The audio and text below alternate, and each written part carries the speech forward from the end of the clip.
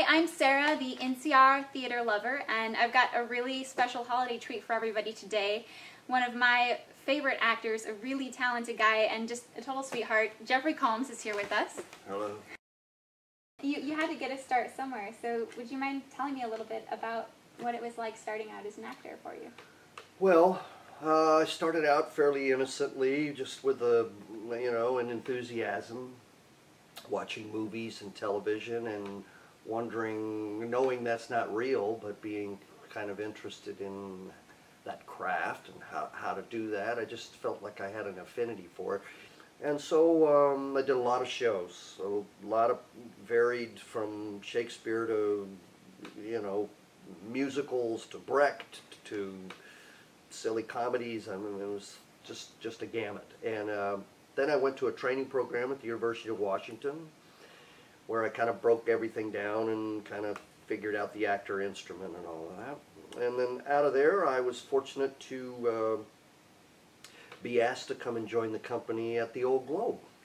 I actually made a living doing theater, going back to the Globe, South Coast Rep, and the Mark Taper Forum, and other regional theaters, until finally I started to get a little bit of traction in film and television, and that traction just happened to be a little independent movie called Re-Animator. Oh, I think I've heard of it.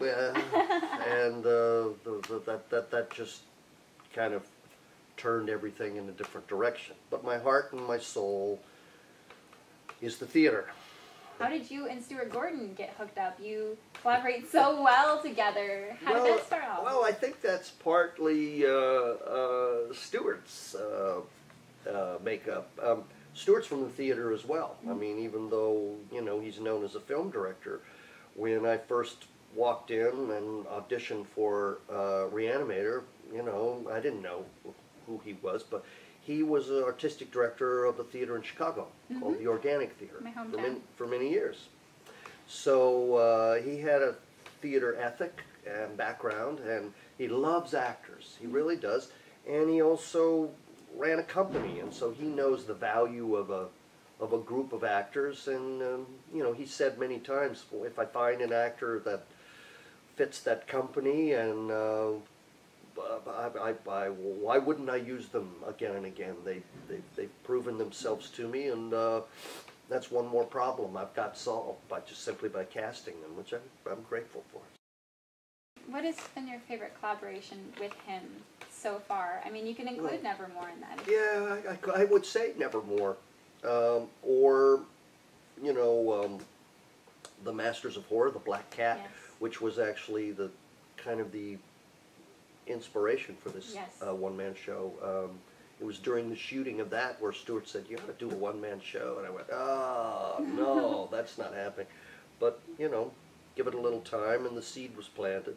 It came around. So those, and of course, Re-Animator holds a special place in my heart. How do you get into the character of Poe? How did you create it? Well,